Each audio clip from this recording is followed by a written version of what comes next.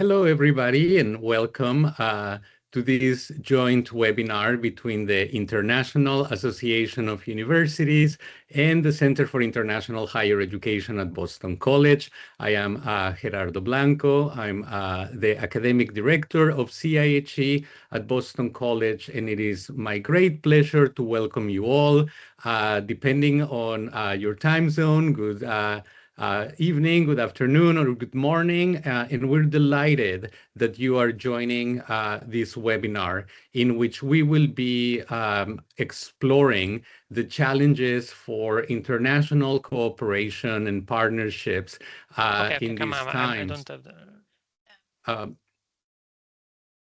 I just wanted once again to welcome you all.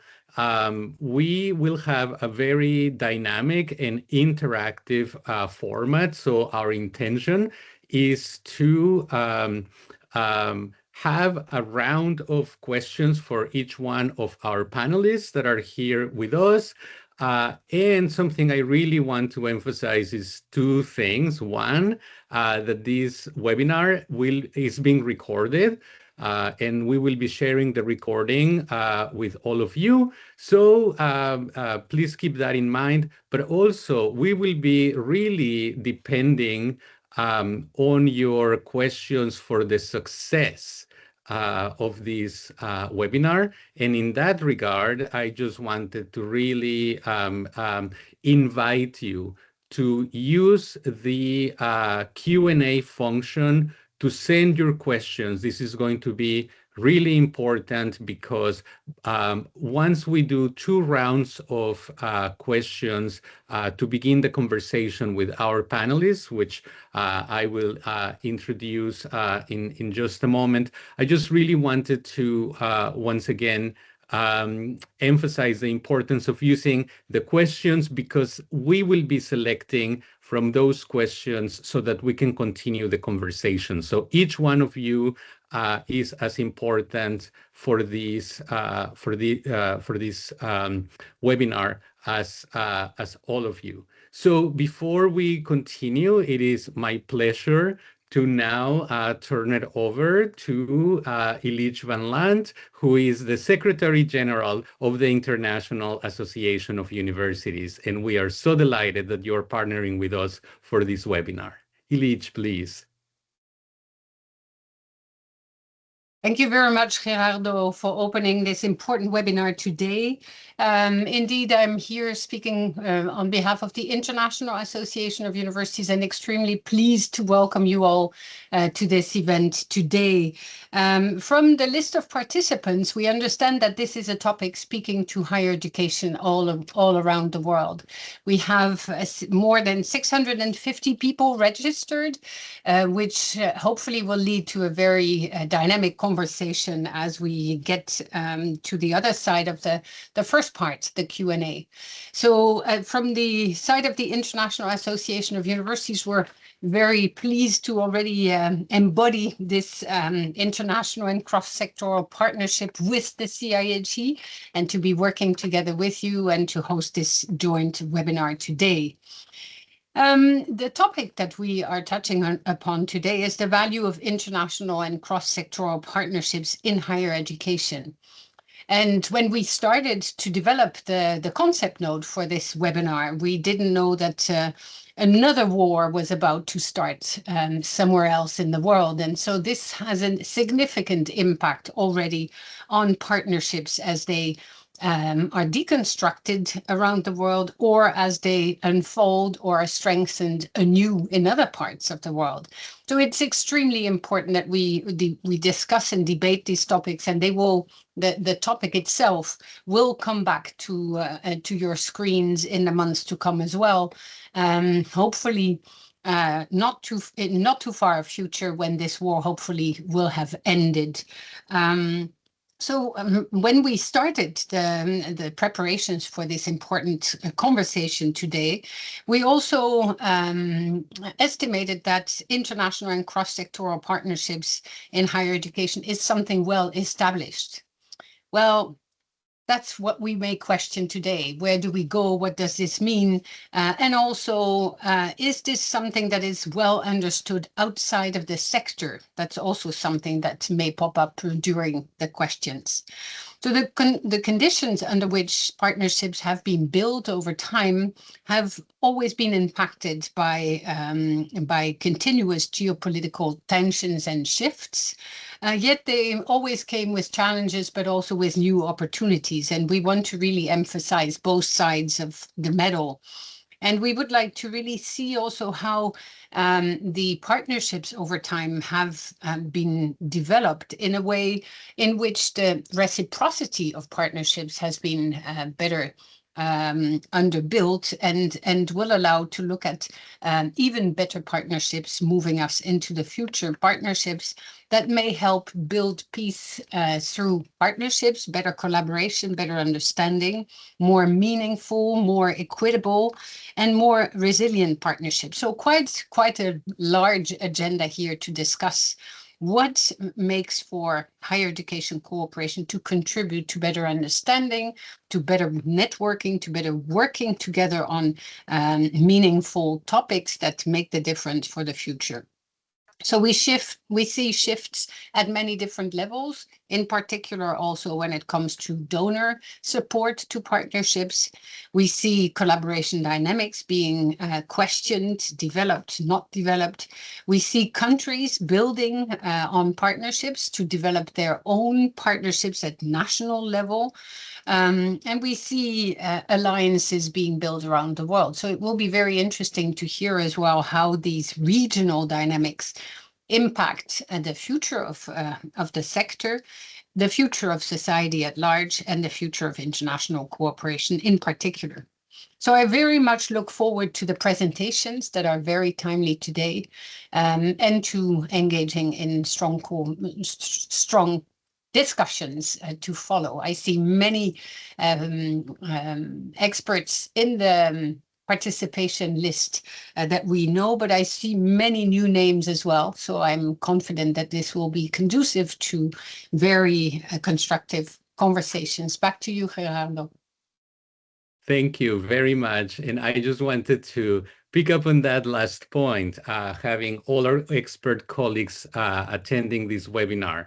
We really could have chosen at random from the participants in this webinar to highlight in the panel. So I hope you all will really join us in the conversation with your thoughtful questions to really share the expertise, but also the challenges that are distributed in each one of our regions. Now it is my pleasure to introduce our three panelists, and just so that we can emphasize the format of the session. I will very briefly introduce, and I really want to emphasize briefly because our colleagues joining us have such an extensive trajectory and experience that we could spend the next 90 minutes talking about their accomplishments, and instead we will focus on their perspectives and their experiences. And after a very quick round of introductions, we will start with 2 rounds of questions. And after we are able to hear from all of them on both questions, we will turn it over. I will turn it over to my dear colleague, Giorgio Marinoni, who will facilitate the Q&A portion from your questions. And this is the part where we really hope that throughout each of the panelist interventions, you will share your questions so that we can group them, organize them thematically, and present them to our panelists. So without any further, I would like to introduce our 3 panelists, just because he is right here first on my screen.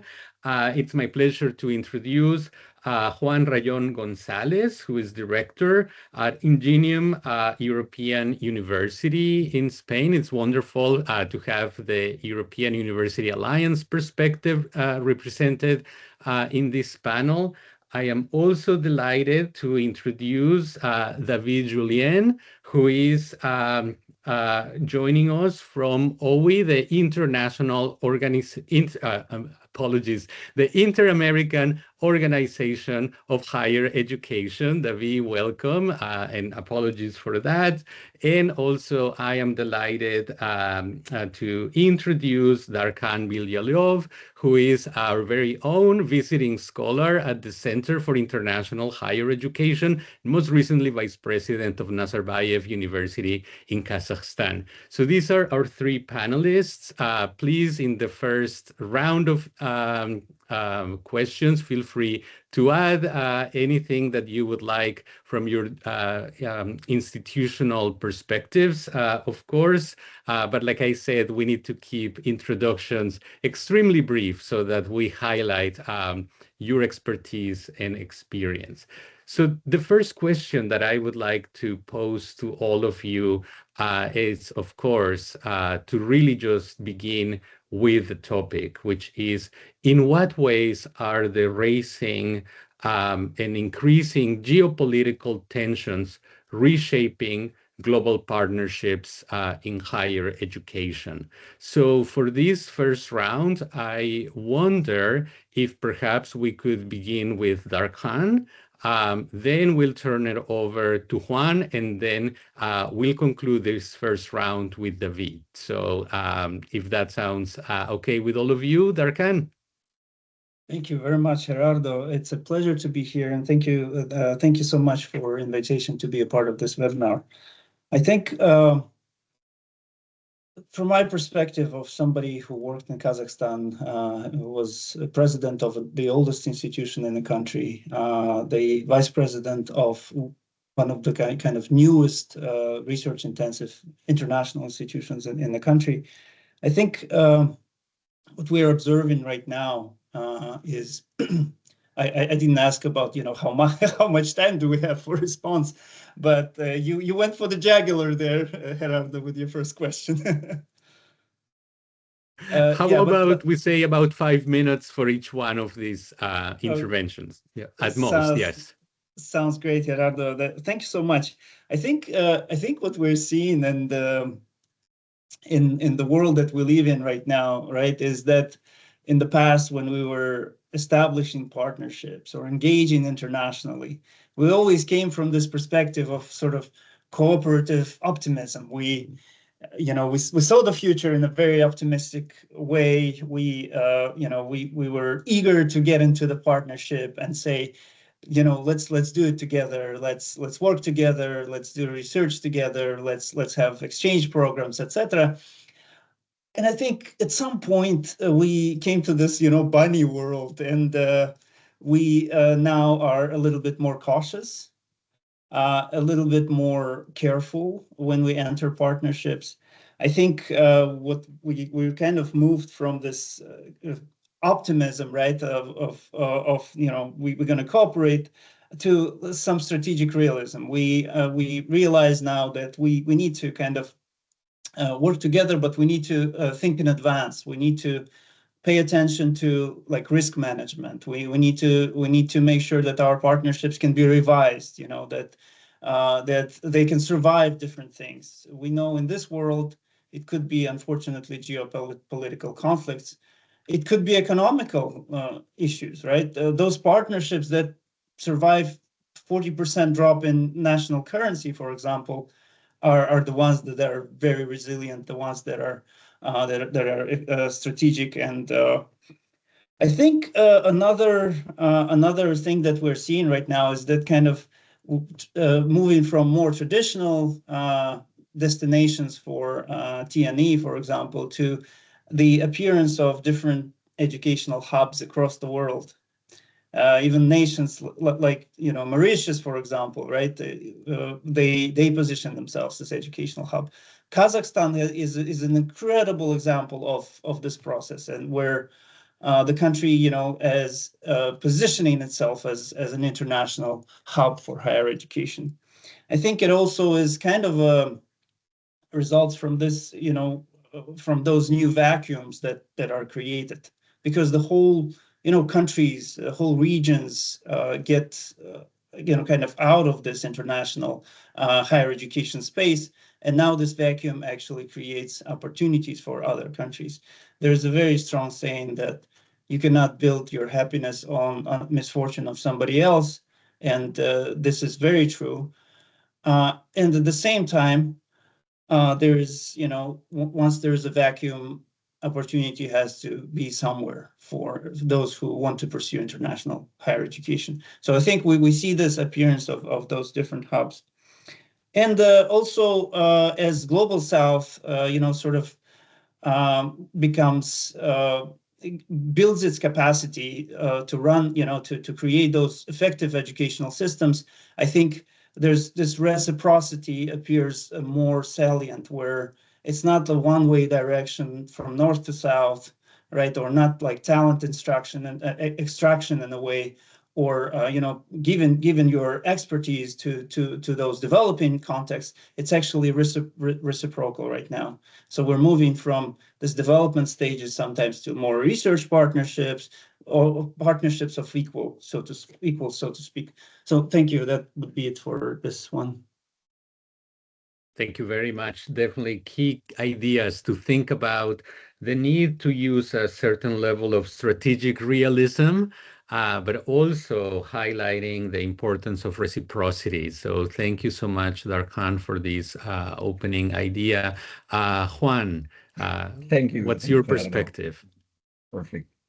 Thank you, Gerardo and Gilje and Giorgio. It's such a pleasure to be here. I am Juan Rayón, and as Gerardo said, I'm the director of a European University Alliance. I think also part of my intervention will be about explaining what this thing is, because since here we have colleagues from all over the world, probably many of you are not so familiar with the concept. But just to say that it's actually so refreshing for me to be, together with you in such a global setting, because as European alliances, we spend most of our time, right, dedicated to European topics. But this global perspective and the interventions from colleagues like Darkhan are extremely valuable, right? Because they also allow us to make that comparison of how regional trends and global trends and so how coexisting and interacting. I very much like the concept of strategic realism, and actually I will refer to it later, right? Instead of telling you initially about what alliances are, I want to tell you a bit about the broader European context. I think, well, probably all of you are familiar with the situation in Europe. We share global trends like technological disruption, cost of living pressures, the fear of populism, as you know, in this very important in the region, right, with populist parties increasing in their voting share. And all these trends, together with other mega trends like climate change, inequality, are forcing universities to consider a fundamental mindset shift, right? So there are a number of factors, mega trends that universities, I think, are taking into account. And the main difference that is happening in Europe is that you see most, of course, not all, but the majority of universities prioritizing at the moment what we could call partial integration in a regional context. And the main vehicle for this are these university alliances, which are alliances of universities funded by the European Commission. In most cases, at the moment, 65 of these alliances, bringing together more than 500 higher education institutions that represent more than 60% of the European student population in higher education, are leading this process. And these alliances are highly political. They come from an idea of President Macron from France, who in 2017 proposed this idea of creating European universities that will have campuses across Europe, will create degrees. So a very broad concept that then the European Commission, the European executive, had to turn into a tangible reality, right? And the guiding idea behind these alliances, it's bottom-up processes where universities are free to coalesce around ideas that they share and priorities. So you can focus on climate change, you might focus on inequality, you might focus on global health. It's quite open, but of course you need to deliver on key EU policy priorities, right? So it's not that you're totally free to do whatever you want, you do need to deliver there. So you have to develop these overarching strategies with a clear commitment, not only to cooperation, and I think this is the key difference, right? We're not talking about just agreeing on a couple of initiatives. We need a long-term shared vision. We need to deliver on certain areas. So we need to build something that somehow resembles the European integration process, right? Where it's not only about collaboration, but there needs to be a certain degree of integration. And we're also asked to deliver a lot of tangible results. And this once again goes back to the pressures that we have in Europe in the moment, where there's a lot of political pressure for delivery at the European level. And this means that we are forced to create joint programs, new courses, more mobility formats. Of course, it's not that we are forced in a bad way. We are happy to do it, but there is a strong pressure to deliver and deliver quickly.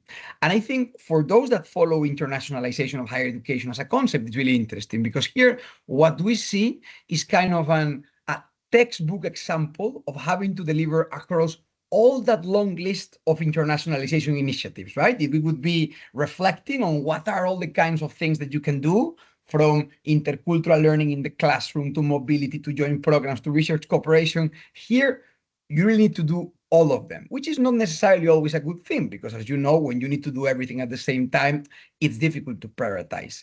And at the same time, we are, let's say, turbocharging in the implementation of the Bologna process, which I'm sure many of the colleagues have heard about, this previous integration process to bring the European higher education systems together. So why were these alliances created? Well, I think here's where it gets really interesting, because we start to connect with the broader geopolitical context.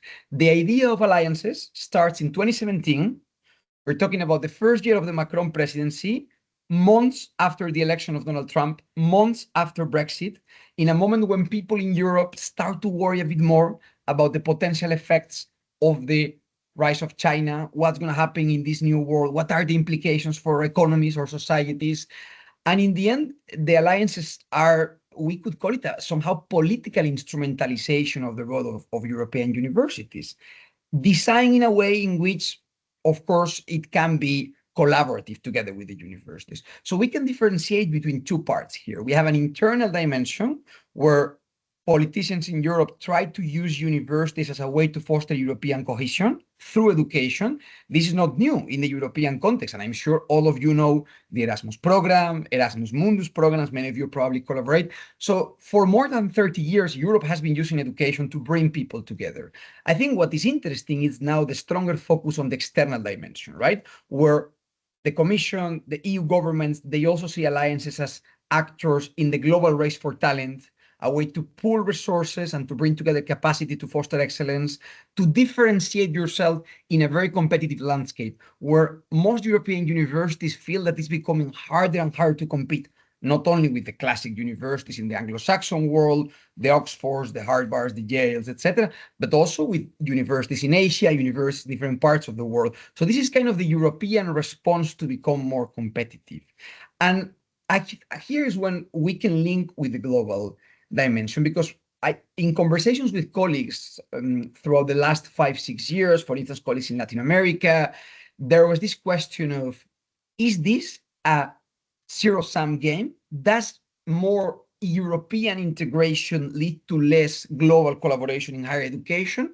And of course, here there can be different opinions. Look, my perspective is that, of course, the easy answer, and I think the lazy one, would be to say yes, for a very simple reason. In the end, institutions have a limited institutional capacity. We cannot do everything at once. And therefore, if you're prioritizing more regional partnerships, probably you're overlooking at least a bit your global interactions, right? But I have to say I disagree with this. And I think also one of the reasons of me being here is to share why I disagree with this. I think in internationalization and in general in higher education management, spillovers and transformations are really important. And what we are seeing now in Europe, it's probably the biggest process of transformative internationalization in the history of higher education collaboration. So European higher education collaboration in a structural level goes back almost, I think, we can say 40 years ago. We have had really important moments, but we have never had such a level of attention at the top level of management as we have now, where we have literally most rectors of leading universities in Europe directly involved with internationalization policies, prioritizing how to adapt the way the universities are managed, the way that universities interact with each other to put internationalization at the core. And this means a lot of, let's say, more general strategic dimensions, right? How do I communicate with my fellow rectors, for instance, right? In the case of top-level management structures, to very concrete elements, such as how do I embed international elements in most of the curricula, which in the end was always the idea behind internationalization, right? To move towards complete integration of intercultural and international elements across the curricula. So this process is happening, and of course it's happening because of the alliances, but the great thing is that what we're achieving is to transform the very fabric of the universities in a very tangible way. For instance, my home institution, also where I studied before as an undergraduate, is the University of Oviedo, where I work now. And I was a student not so long ago, 12 years ago, I was doing my bachelor, 10, 12 years ago, I was doing my bachelor. And I can already see the difference because now people are talking about these things. People are talking about joint programs. People are talking about collaboration between academics to deliver COIL or to deliver formats that don't even exist yet. So then if we manage to channel this energy, then it can bring unique opportunities for global cooperation because we will have created the frameworks that then can be used for any type of partnerships. And once again, thanks to this open nature of the alliances, we are in a position to do that. It's not mutually exclusive. You can be regionally integrated while also being globally open.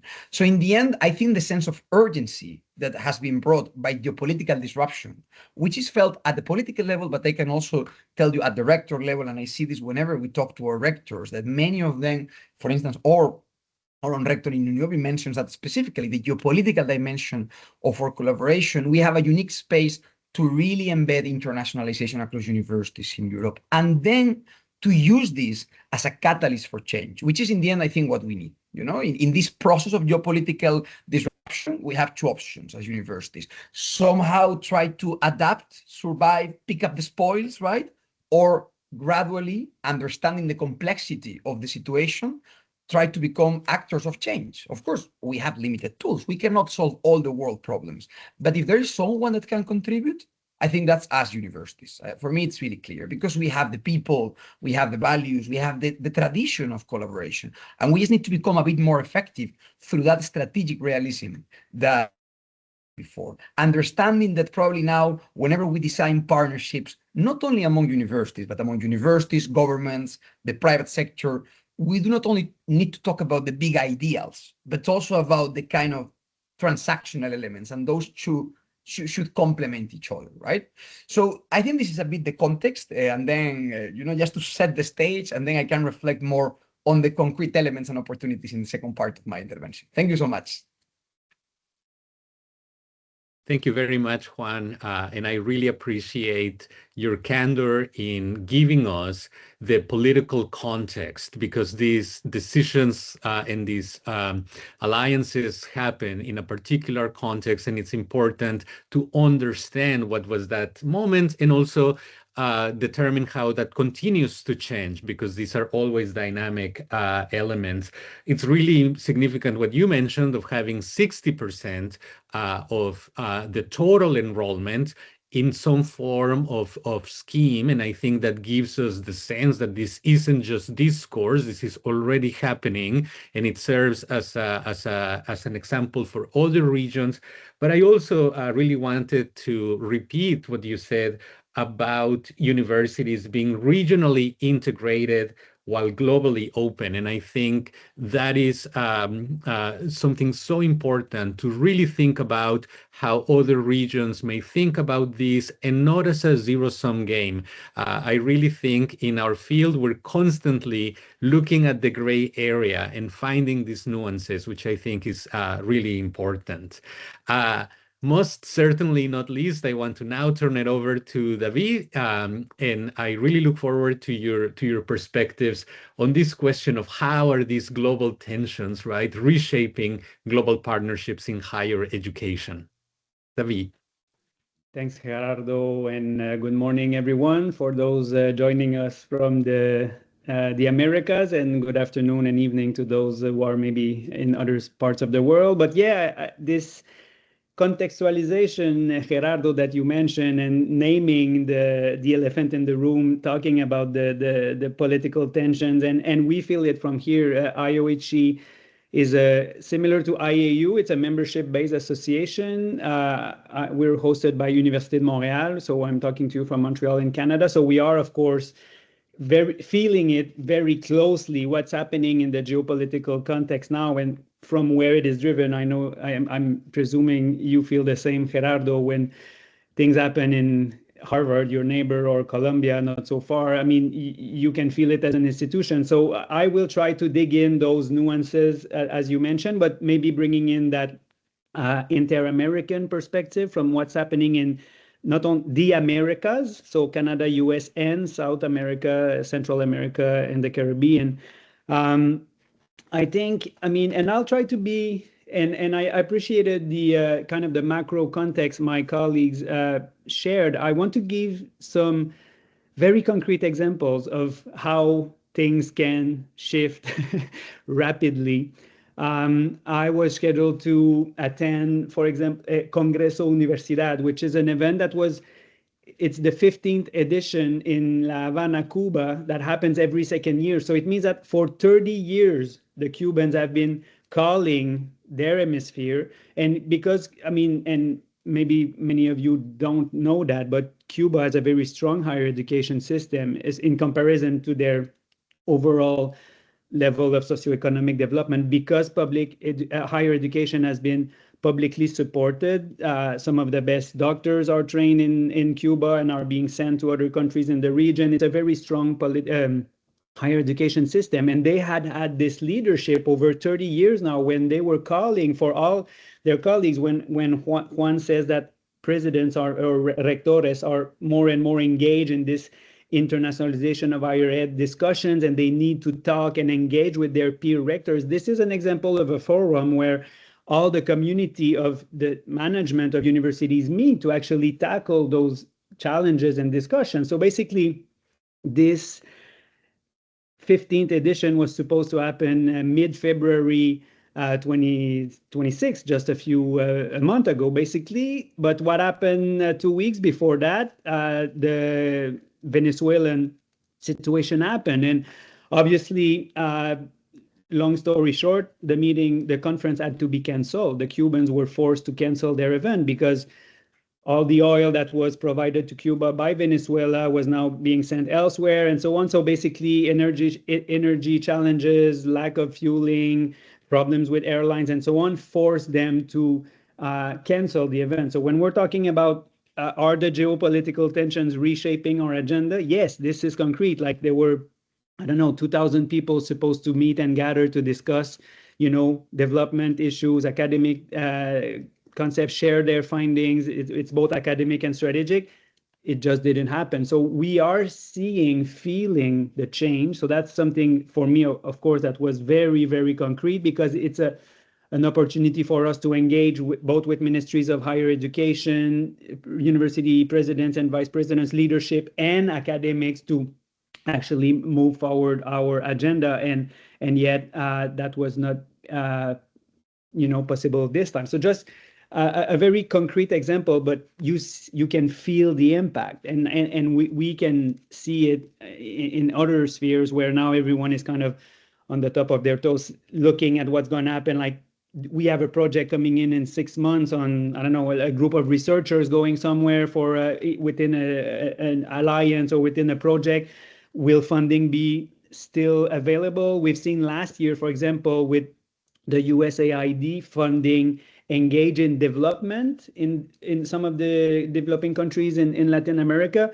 It was linked with university research or funding for supporting development in some regions. Well, as soon as that, many of the trilateral or multilateral funding structures for research dependent of one seed, and it's mandatory to actually have all the partners committed to chip in your part. And as soon as one partner was walking out, we saw other partners, funds coming from Europe, funds coming from their own national government, being suspended because the USAID funding was out. So we've seen several projects being abandoned, people losing their job when they were hired on a 2 or 3 year project-based structure. So yes, the impacts are being felt in the region, and it is a concern, and we'll shift into how we tackle that and how we address those challenges. But so I wanted to give you that kind of concrete example in our region.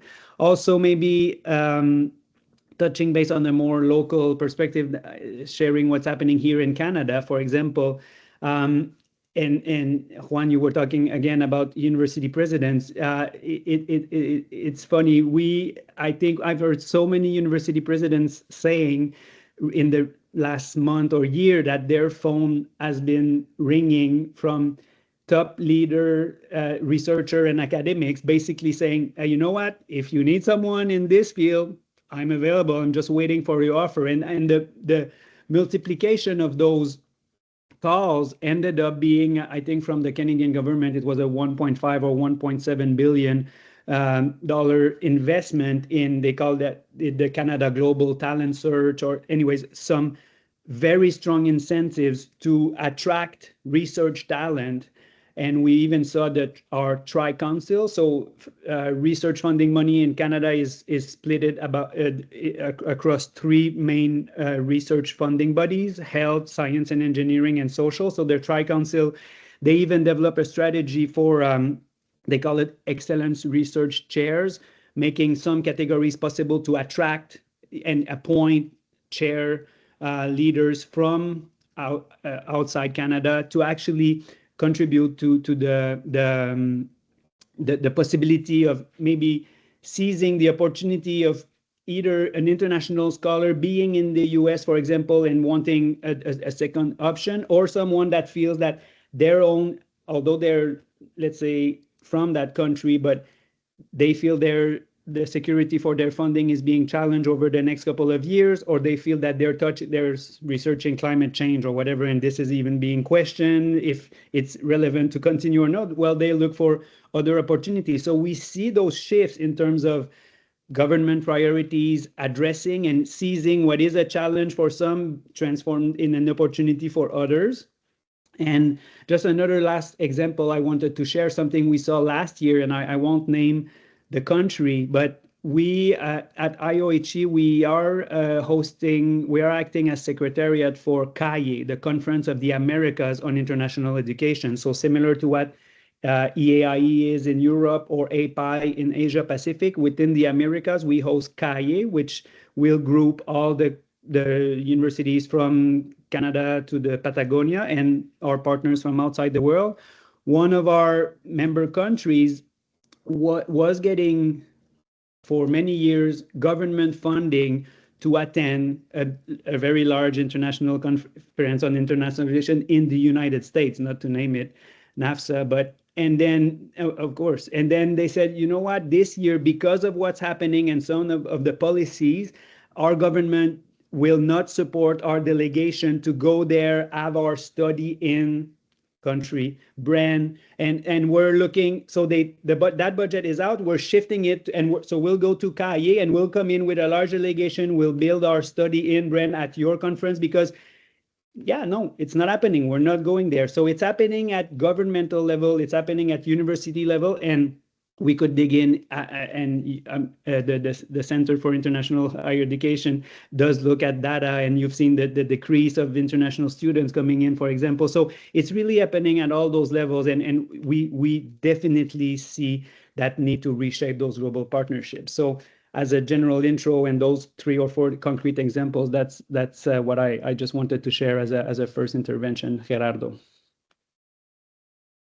Thank you very much, David, for these examples. I think any one of us who have been involved in the past 2 years in organizing an in-person event, whether that's an academic seminar of any magnitude to any of the large-scale conferences that you are describing, we all have felt the effects of geopolitical tensions on flight cancellations, visa issuing, and I also think the examples that may feel distant, such as the closure of USAID, they're still very recent, and we are grappling with these effects. And I really appreciate your perspective on these examples, which also I think serve as the ideal segue into the next question, which I really think is, how do we cope, right? And how do we make sense of these changes? So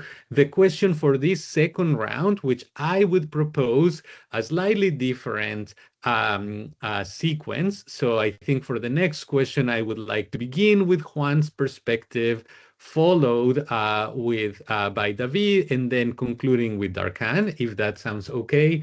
And the question would be, what are the key challenges and priorities in this new context, and how can these challenges and priorities be best addressed or supported, right? So we're going from the analysis of the challenges to the strategies. I think you all have given us a really good panoramic view of what is happening and what is changing. And I think in this second round, it would be great to hear from all of you about how do we respond? What can we do? Juan, please. Thank you, Gerardo, and thank you, colleagues, David, Darkan, for the great interventions. It's indeed super interesting, right? Because there are, like, we all share the same world, but it's clear that the realities are different. And it is true that, for instance, for us in the European context, after hearing what many of the colleagues are going through, it's difficult to complain, right? Because we do have a more favorable framework. We still want to improve it, right? Of course, and we ask, it's really funny, right? Because now David was talking about the difficulty to achieve predictability, which is key for strategic planning. You cannot be strategic if you don't know, right, like what the framework is going to be. And the European higher education sector asks for a predictability, but I would say the predictability we already have, it's probably what colleagues would like to have in many other parts of the globe. And I would say that precisely because we are a bit luckier in terms of the frameworks available, there is also a responsibility, right? If you believe in real internationalization, there needs to be a degree of responsibility trying to support colleagues, right, who might face more challenging circumstances. And I think that's applicable also here. Considering, of course, our particular context, but in general, in terms of how to respond to the very complex, not only geopolitical, because here the problem is that geopolitical links with so many other elements that are intertwined. I like a lot the concept by economic historian Adam Tooze of this polycrisis that we're going through at the moment, right? Where you have the technological element, the climate change, the polarization, the repression of human rights, the law of the jungle, all of them together at the same time. So then the question is, okay, what can I do? I think the first is a two-step approach connected to what I mentioned before. The world is as it is, not as we would like it to be. So of course, we have the responsibility to change it, but the starting point is, this is the reality we have here and now. So then the first question should be, what can we do considering the current context, right?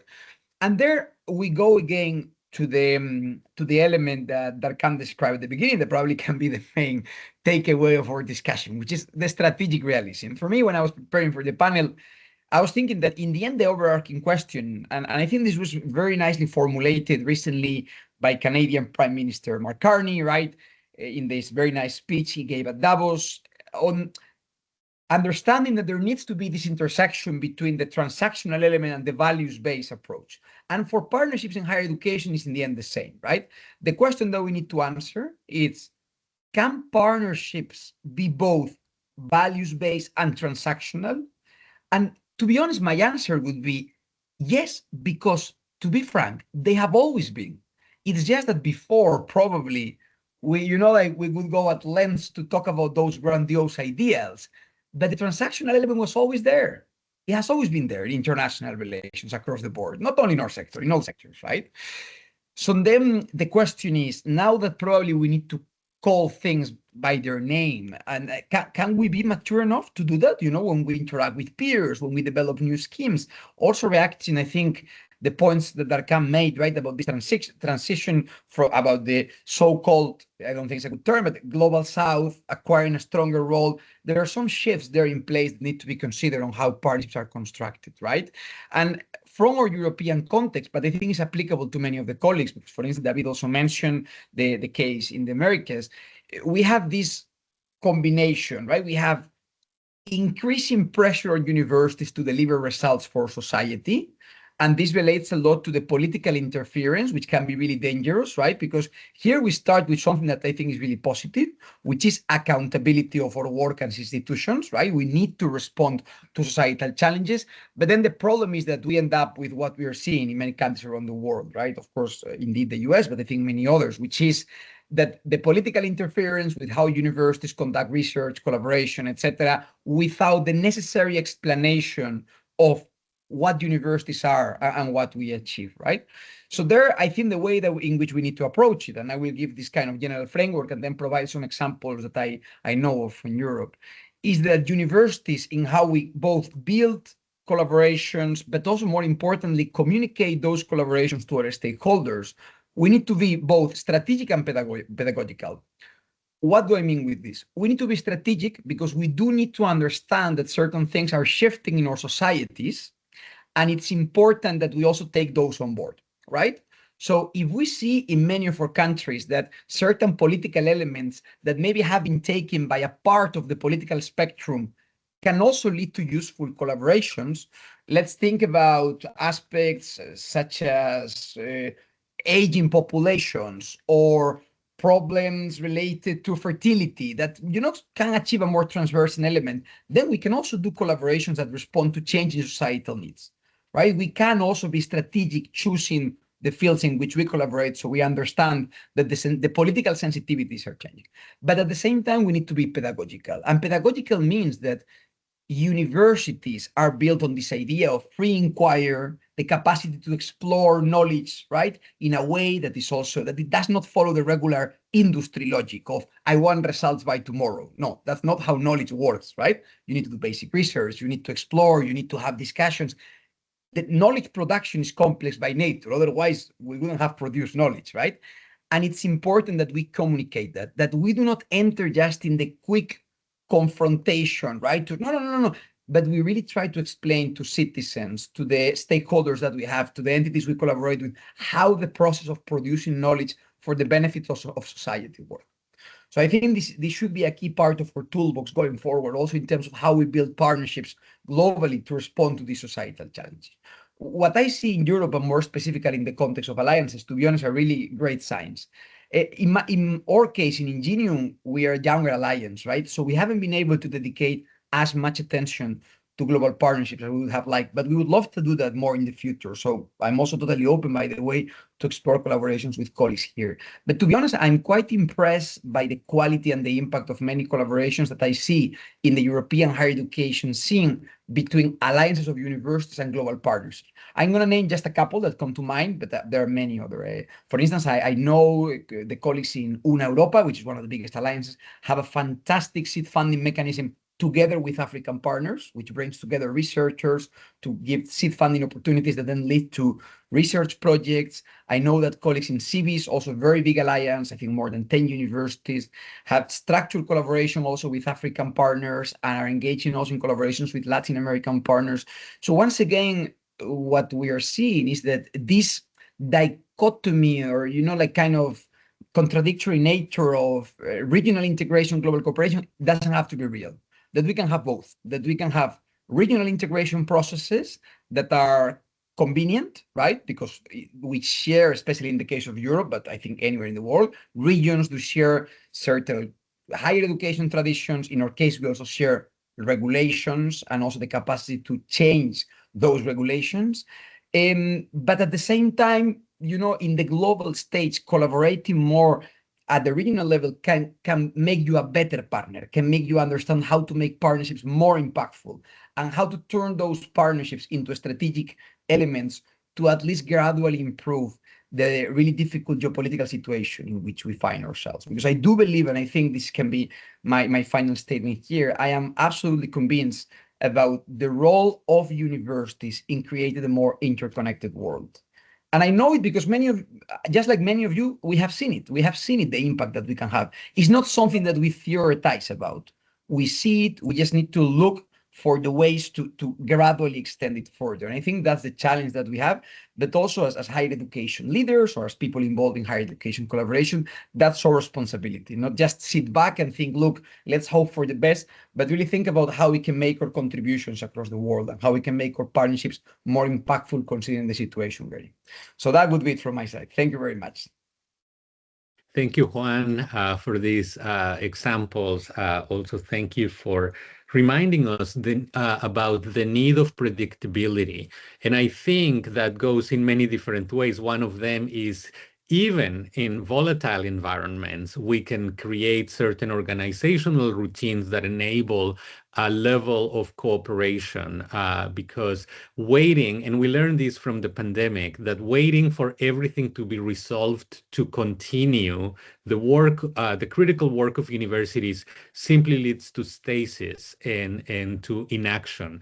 And I think that's a really important point. And also your reminder that we need to see the world as is, not as we wish it were. And I think with that, we can really think about some of our responses. Before I turn it over to David next, this is a really good time to remind you all that we have the opportunity to add your questions. We are seeing some activity in the chat, which is wonderful, but we also would like to have a few more questions. So please, I know that there have been many comments, many information points shared throughout the panel, and I'm sure there are questions as well. So do not be shy in entering those in the chat. David, over to you, please.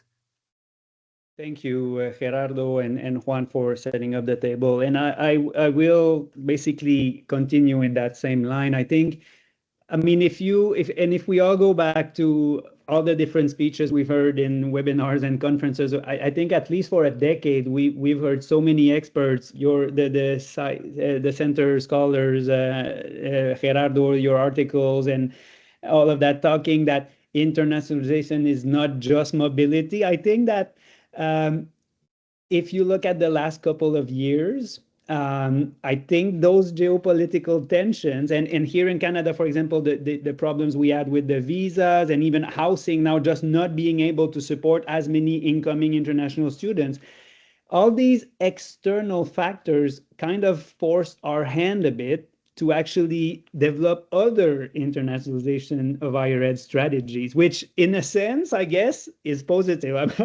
I could change a couple of things that are happening in the world to avoid this, but what I'm saying is that it's actually I feel a shift now. I think maybe the rationale for this change is not the one that we have, which it's not an intrinsic decision because we believe it would have been the right thing to do, but it's still happening.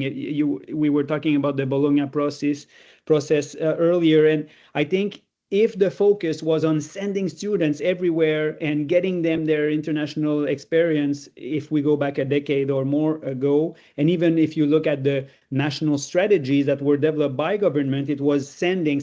Now, I think that because of some external challenges and the lack of predictability or the visa challenges and so on, or some places just being perceived or less safe than others, I think that what I feel is that there is finally a shift happening. There is more, those alliances mentioned by Juan are more focused on research. There's a global alliance, Universitas 21 or U21, that is grouping top-level research universities in a strategic partnership to develop those global kind of research alliances on specific issues that are a bit more challenging to research from a very narrow local perspective. So I think that, yes, the shift that we've seen is how can countries develop those partnerships, those alliances, and how can university maybe focus more on faculty exchange, network building. I'll give you one example again from our region. If you look at Brazil, which is one of the, powerhouse in terms of higher ed in our continent, especially in South America, because of its large population and because of the tradition they had in terms of support for research over the years. If you compare Science Without Borders, a federal funded program, I think that was the decade from 2010 more or less to 2020, or maybe 2017 or something like that. If you compare Science Without Borders with the current CAPES Global program, Science Without Borders was really focused on individual funding support, sending out students for Brazil to develop these connections, send students abroad so they could come back with connections, with knowledge from elsewhere, and so on and so forth. Now, if you look at CAPES Global, the second kind of wave of such major investment for higher ed and internationalization by the same entity, the focus is not on individual support, it's on institutional support, network development, the same that Juan was commenting about these alliances. So this second round of funding at CAPES Global, yes, will inject money for mobility, but the mobility is not for pre-grad students and well, Science Without Borders was criticized for a certain form of turismo académico or academic tourism. Some students were actually maybe taking advantage of it. I don't want to go there, but now the funding goes to network development. So how can we, and both national and international, which I think is very unique, and someone in the chat was commenting about what type of, how is the Global South organizing? So the way that this project is funded is that not only if you, I don't know, if you fund a project in bioethics or something, yes, you will want to go and find the top leading world or international universities that have those great researchers in bioethics, so you can create a network with Brazilian institutions and enhance research capacity and knowledge in your country through those alliances, but also within the network that is being created. If the leader in Brazil, in this case, is a top-level federal, really research-focused university, as part of the prerogatives for getting the funding, you also need to have large-scale federal universities, but also smaller-scale, more regional universities in Brazil. So the way that partnerships are being built now in a more global perspective is, yes, we will team up with the best to get that kind of international component in, but at the same time, the funding is directed to enhance overall capacity nationally. So not only we're developing these elite kind of global research networks, but we're overall trying to engage local development of talent and in certain areas. So I think that's where, because the external context and from one day to the other, anything can fall apart if this network is being dismantled because of external political or factors or so on. Well, you are also working in parallel with your own national kind of development in this sense. So that's one example where I see that shift has been operating. We have seen something, or we have developed something very similar in our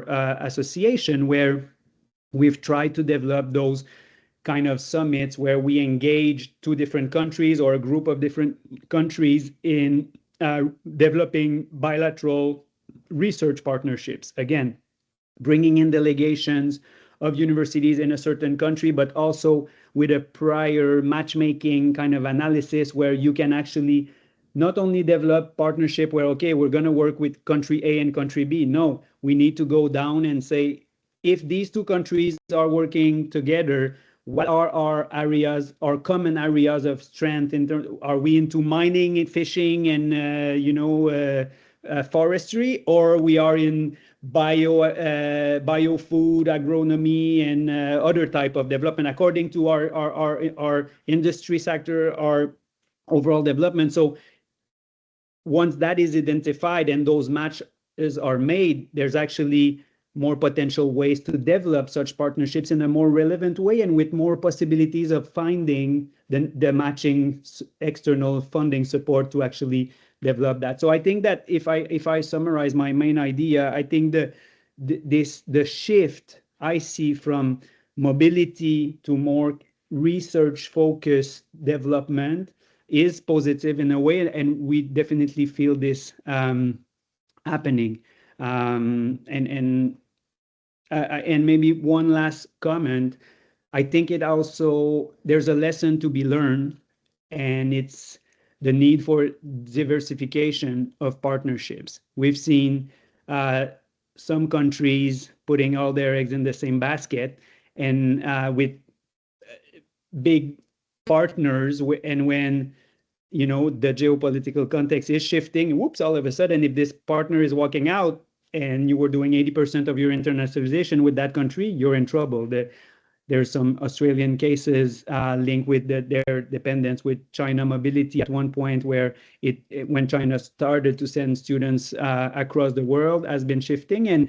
And in this idea of diversification, and I'm curious to hear what Darkan will say next, countries are popping up as potential, new players in the scene. Kazakhstan, Uzbekistan, Czech Republic, for example, in Europe, countries in our region, such as Brazil, Colombia, Chile, are also emerging. So we are trying to encourage that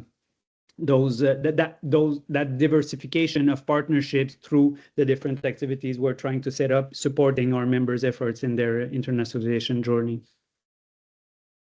Thank you, David, for these perspectives and these examples. I also think you share a reminder of how sometimes the challenges, or as the title of this webinar indicates, the pressures sometimes force our hand to be creative, to identify strategies, even when the discourse about not just mobility had not quite taken root, and sometimes reality forces us in exploring alternatives.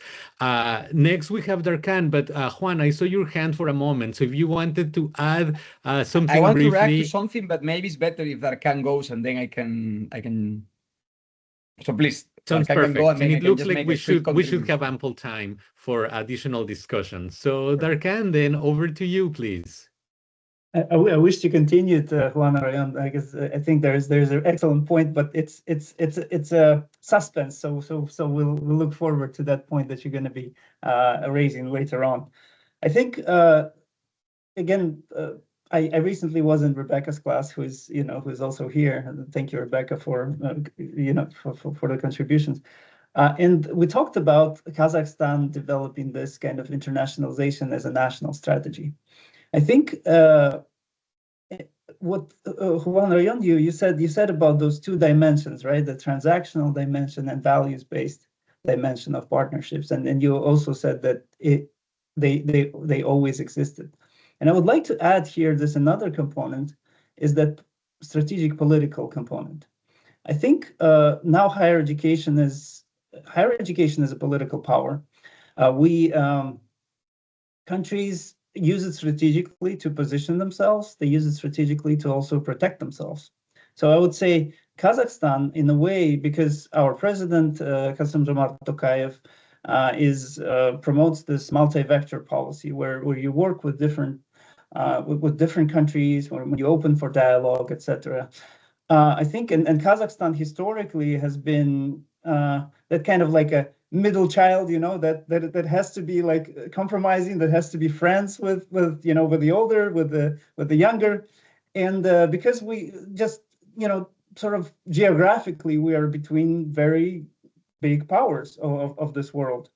So I think Kazakhstan was very strategic, and our Minister of Higher Education and Science, Minister Sayasat Nurbek, has taken this flag really and have promoted Kazakhstan as an international hub for education. So I think one strategy is this diversification can actually be used as a strategy for defense or for security, actually, geopolitically speaking, so to speak, right? Because like Kazakhstan has opened 36 different sort of operations in Kazakhstan, right? Those branch campuses, those micro campuses, those partnerships with institutions across the world. And we see the US, Canada, Russia, Turkey, China, Korea, etc. So it's a very diverse portfolio of partnerships, and it's also geographically dispersed, which is my next point. But I think this another sort of strategy that countries use is, and Kazakhstan is a part of it, is that we recently ratified the Tokyo Convention, and we have pledged to ratify the Global Convention on qualifications. So I think those are the steps that countries can take in order to diversify. And what David was mentioning also, the strategy where you put all the eggs in one basket, it just not doesn't work anymore, because the world is volatile. Things can change very, very, very quickly. Another dimension that I really love about Kazakhstan case, and I think it adds this kind of uniqueness to its internationalization effort. It is a kind of a strategic placement of campuses, not sort of like elite boutique campuses in the capital cities, so to speak, right? It is geographically dispersed. It taps on the regions that otherwise wouldn't have world-class education opportunities. So if you look at the map, and the map of Kazakhstan, it's a huge country, very densely, very sporadically populated. So it's a huge country with a very small population. And we have, those cities, those provincial or industrial cities that typically, if you think about transnational higher education, you talk about big hubs. You talk about the most developed cities that host those institutions. In Kazakhstan, it was very strategic. We placed them in different parts of Kazakhstan. Basically, now the whole geography is covered with campuses from across the world that tap on different specializations, etc. So I think they work as kind of the development, not for kind of elitism, but more for regional capacity development, and regional, not international regional, but regional within the country.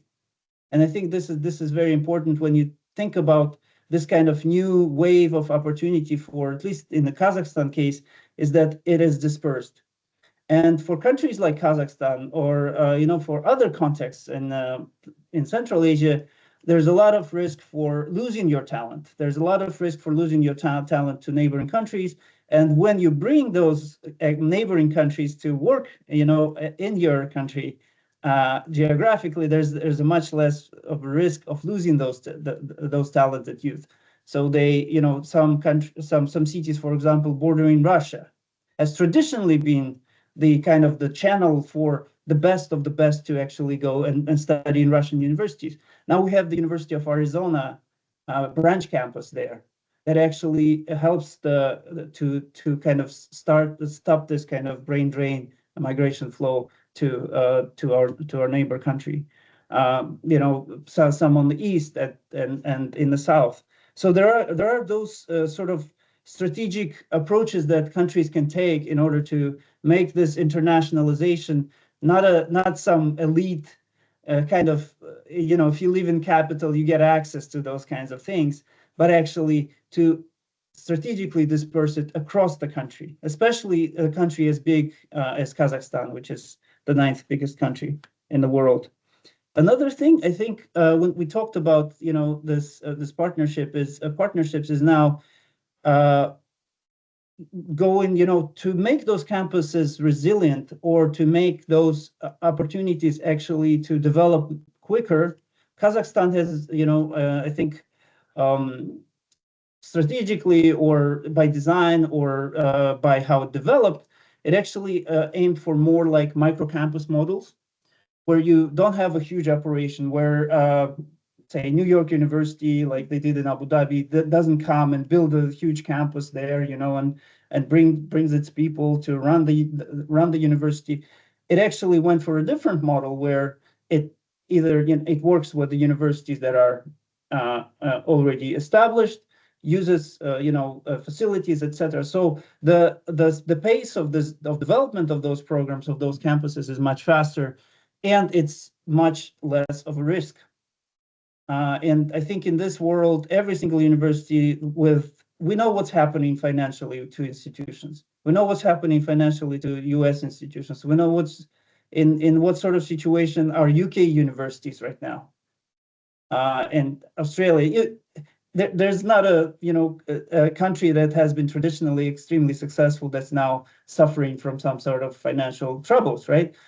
And in those kinds of conditions, just going for another adventure, going for another partnership, that takes years to develop is sometimes kind of a problematic. So I think in the past, if like it's kind of like if you use a metaphor of dinosaurs, right? You had the biggest ones would win, right? The race would win the game of life.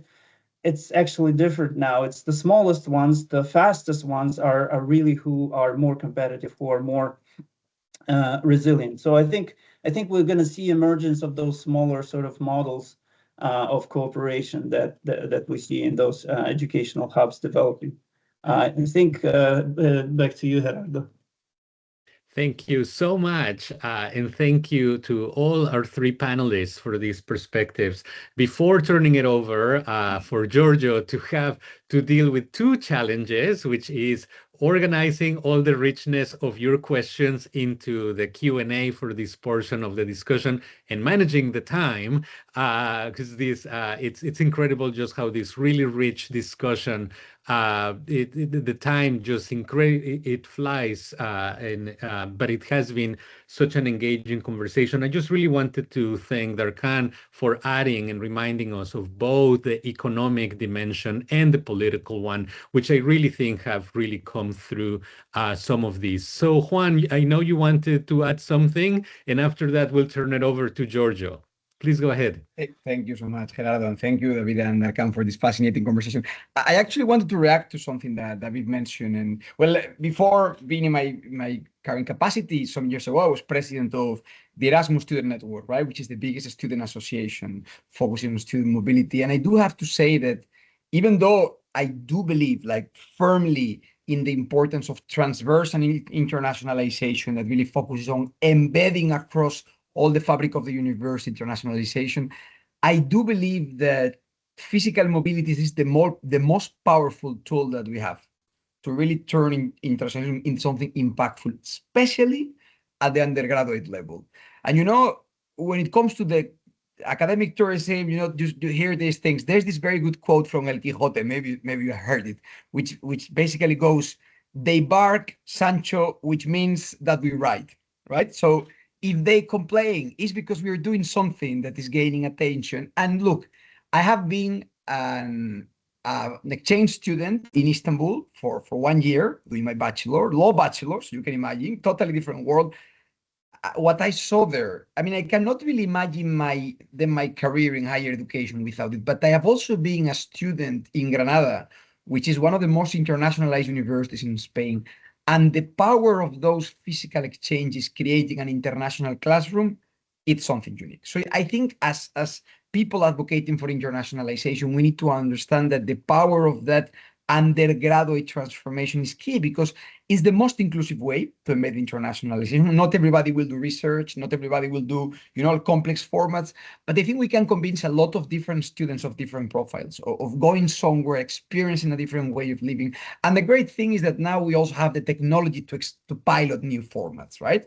So still the idea should always be getting students, and of course academics, but I think mainly students, to work together, to get to know each other, to see how in the end academia is a lot about analyzing, studying, exploring, but it's also about discovering. And the best way to discover is to meet people, and to meet people who are different, or who you think are different to you, but then in the end you find out that they are not so different. So I believe that we should not ride that way of saying that, maybe mobility is just not so important anymore. I know this is not what David meant, right? But I just wanted to underline that because I see a risk. People or politicians are saying migration is bad. Look, migration is the most powerful force for transformation we have seen in history, right? The movement of people and ideas. And the great thing is that in international education, we have a very particular way to organize mobility flows so they can be bilateral, which is, by the way, a very powerful force. So universities can have the leadership to create new flows and turn destinations that might seem less attractive to students into very attractive destinations, therefore reverting brain drain. But at the same time, as Darkan mentioned before, by establishing also things like exchanges, joint programs, you can convince students that otherwise would go somewhere else to do their studies, to stay in your university, because you know that you can promise them embedded mobility, internationalization. So as we also reflect on the different tools that we have at our disposal, I would like to claim, right?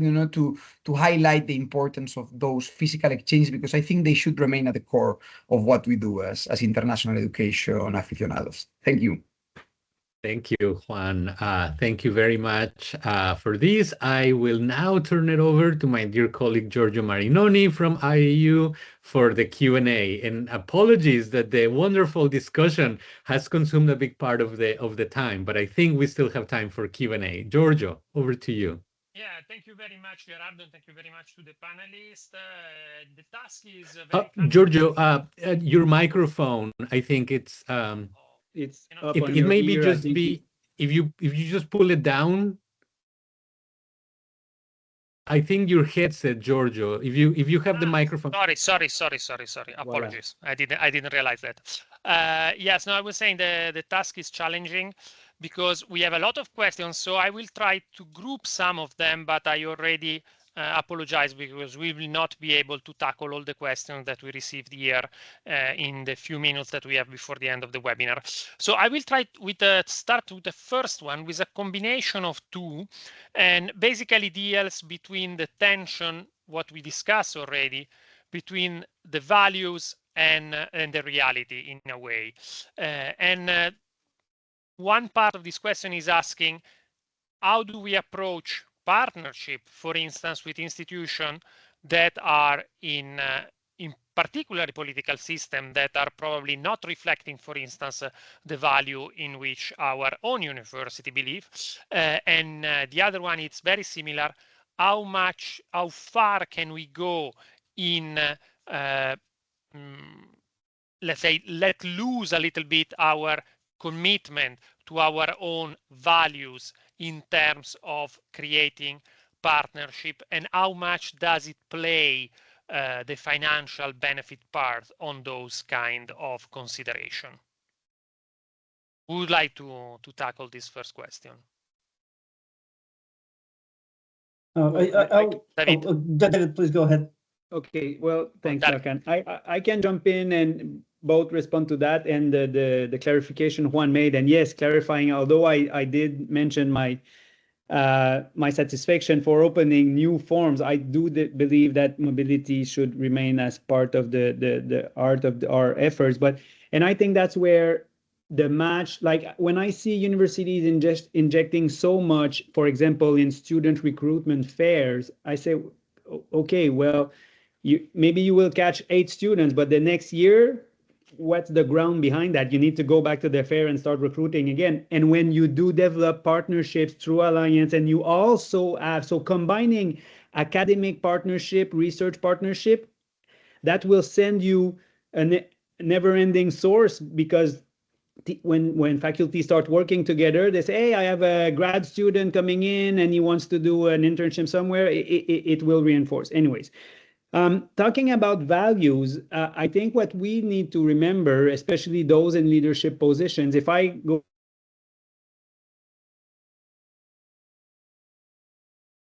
I think, David, okay.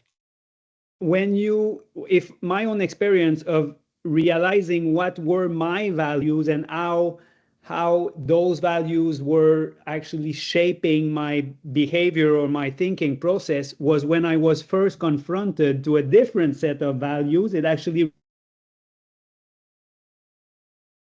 your value system and so on. And that's where I think actually developing partnership in areas where the system is a bit different will potentially be the most transformational experience for your study abroad experience. Or getting students in from those different perspectives will, not challenge, but at least open for a discussion. So I think that's where, and when we talk about, autonomía universitaria, academic freedom, and the importance of the autonomy of the university, that's exactly what we're talking about. Independently of the political views of an administration or a government or a higher kind of structure, what happens in the classroom should be happening in a safe space, in a protected area where those debates can happen. So I would actually try to encourage developing these partnerships with those emerging players coming from different areas, because that's actually where you will be confronted, and you will have to redefine how or why are those values so important for you in shaping up your thinking process, decision-making process, and so on. And maybe, start shifting or picking a little bit of other kind of values to actually potentially improve your own. So I would, that's what I would comment more or less. Thank you, David. Mine is going to be very, very short. I don't think you can compromise on values, period. It's like a marriage. I don't think I don't think that monetary. I never think in academia that monetary or money is the bottom line or is the main source of interest. Especially we talk about international partnerships. They may seem lucrative, on the surface, but in the end, it's all mission driven. And in a lot of ways, it's actually, it doesn't bring you money. It just gives you, joy and diversity and collaboration and all those things. And I know for a fact from the partnerships that we had at Nazarbayev University that a lot of partners would do things for free, because we just developed good relationships that we did. We have research collaborations and they just respect you as individuals, the teams, they value that, and they value the sort of partnership itself is actually, so I don't think values should be the driving force behind any partnership. Otherwise, it's not going to be sustainable. Thank you very much, Darkan, for putting very strongly your belief on values as a guiding light in partnership. Juan, do you want to add something on this specific question, or can I ask? I think my colleagues covered pretty well, so we can go to the others to then ensure maybe, that we have space. Thank you, Juan, because then we have maybe the space for another one, which again I would like to combine two different questions, but very similar to them. And the question is if the skill set and the mindset of the people building and maintaining collaboration have changed or need to change in the relation of the way that the world has changed, as we have debated long enough during this webinar. And the second part of the question is if training is needed and if universities are willing to invest in training the people who are to manage the partnership. Maybe I can start with this one then. Yeah, go ahead. No, it's really interesting because I think we need to go back to some of the points that were mentioned before, right? And in my initial intervention, I shared, of course, our reality, and I understand that the reality is very different, right? Not only across the world, even within Europe. But the problem, and I think this has been widely discussed among the internationalism community, is that until recently, international collaboration was a niche field managed by a little group of people related to a concrete structure, normally a vice-rectorate for internationalization, international collaboration, you name it, right?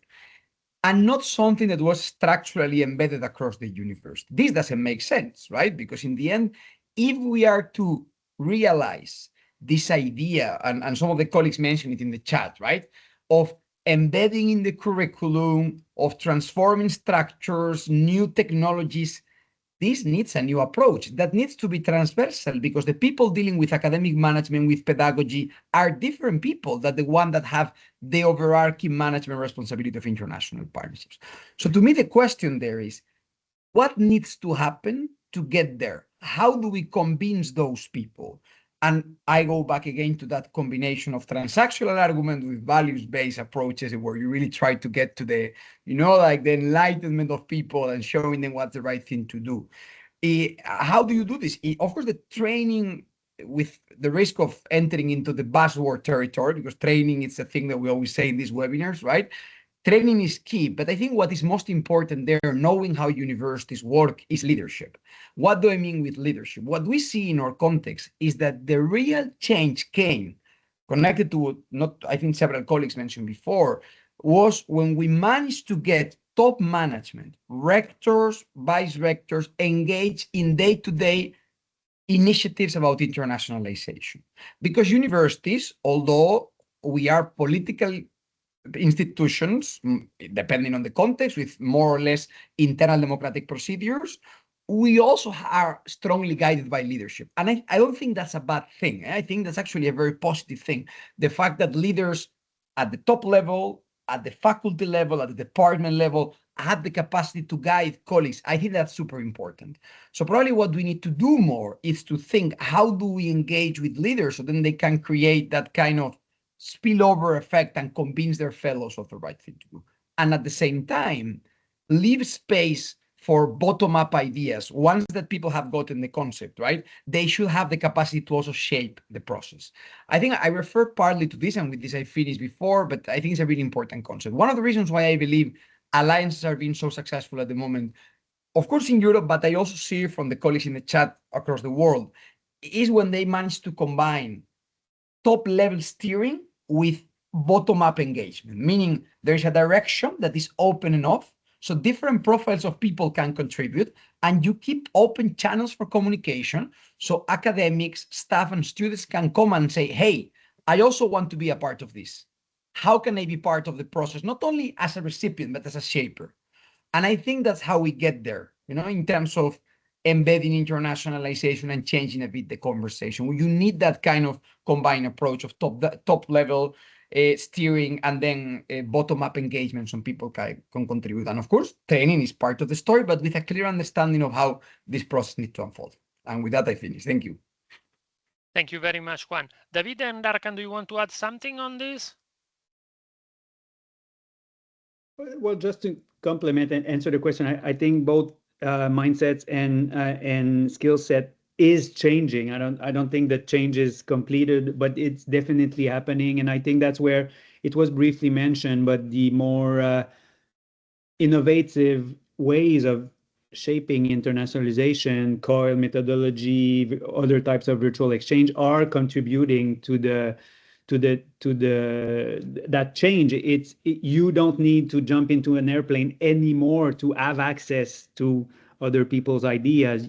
Or wait for a faculty to have a full sabbatical year and plan a 6-month. I'm glad that you're doing it, Darkan, but it's not necessarily a condition to start engaging bilaterally with other institutions. You know what I'm saying? So I guess that's also a factor that really kind of not only accelerates, but just open new forms of collaboration in our field as well.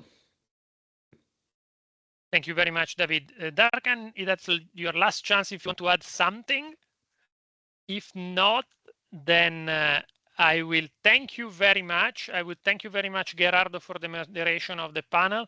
And thank you very much, Darkan, David, and Juan for their very insightful contribution. And I would like to give back the floor to CIHE and Gerardo for some final words to conclude this webinar.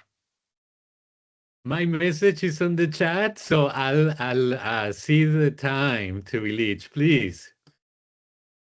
Well, thank you for that message, Gerardo, and thank you to everyone for the very inspiring contributions. I can see from the lively chat that everybody got engaged, and this should be a conversation that we have to move into the future, because this is really requesting further information. What I also see is that people are very interested to learn more about alternative ways to cooperate, to partner, to engage with each other. And I liked all the points that were made, lots of food for thought, opportunities for engaging, again, differently with each other and seize the opportunities that are offered instead of only looking at the challenges ahead. So David, Juan Rayon, Darkan, also Gerardo and Giorgio, thank you very much for this. But thank you to all the participants for the very good contributions. We will download all the conversations in the chat, reflect on those, and look into how to organize a next webinar around these topics so that we can move the conversation into the future. These webinars are all recorded. They form part of a series at the CIHE, and they form part of a series at the IAU that we started on the brink of the COVID-19 pandemic with a whole series on the futures of higher education. And we invite everyone to look at these webinar series on the CIHE portal and the IU website, because they form part of an entity, I would say. It's a conversation about the future of higher education, what matters, where do we go, what are the questions on the table. It's a movable feast, but with one constant red line, that universities have to work together more to deconstruct stereotypical views of the world, to better connect, to find new ways into a future that would be one of more equitable and trustworthy partnerships, away from fearing for each other, but really co-constructing something new. So I think that you all made those points. Again, a very warm thank you to the three speakers, fantastic inputs. And we look forward to much more with you in full partnership. Thank you so much. Thanks, Eligi. Bye. Thank you, everybody. Thank you so much. Great pleasure. Bye-bye. Thank you so much. Thank you.